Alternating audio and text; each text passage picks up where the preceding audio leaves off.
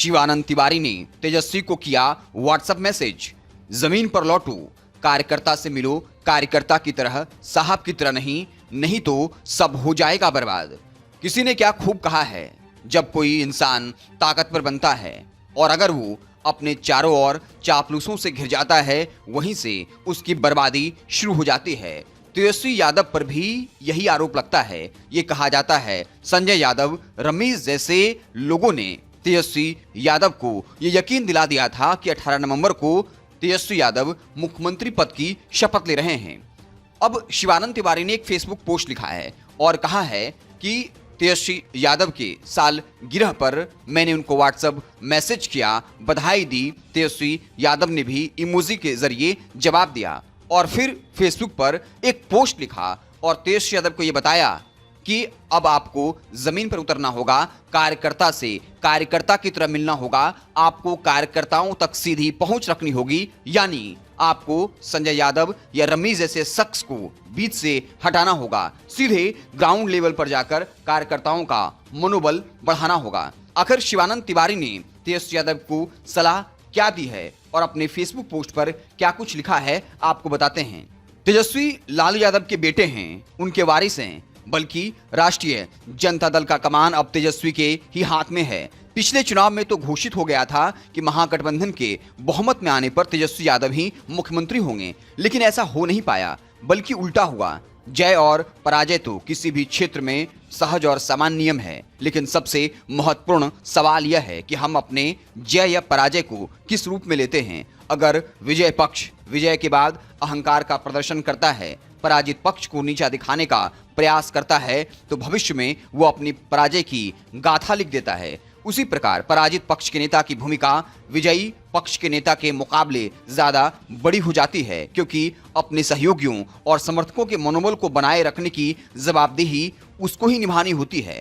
पराजय के बाद अगर वह मैदान छोड़ देता है तो वह स्वयं ही घोषित कर देता है कि वह भविष्य में मैदान में उतरने की लायकियत उसमें नहीं है।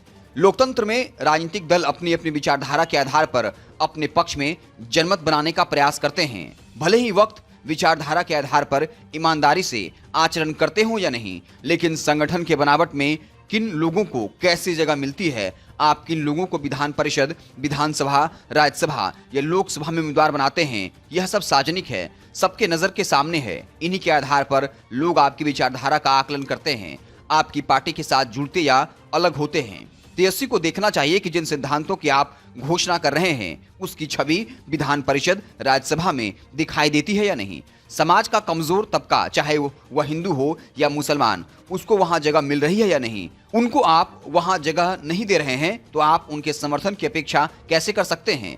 तेजस्वी को जब पार्टी का नया कमान मिला था, उस समय मैंने उसको कहा था कि तुम्हारे पिताजी तुम्हारे लायक गुरु नहीं हो सकते, क्योंकि 90 में मंडल अभियान और आडवाणी जी की गिरफ्तारी के बाद तो न भूतो न भविष्यति जैसा जन समर्थन उनको मिला था।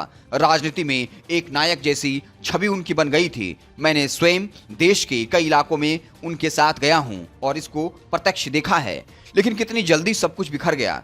90 के हीरो 2010 में 22 सीट पर सिमट गए। विरोधी दल की मान्यता भी नहीं मिली। तुमने तो थोड़ा बेहतर किया है, विपक्ष के मान्यता प्राप्त नेता हो, लेकिन नतीजा के बाद तुम गायब हो गए।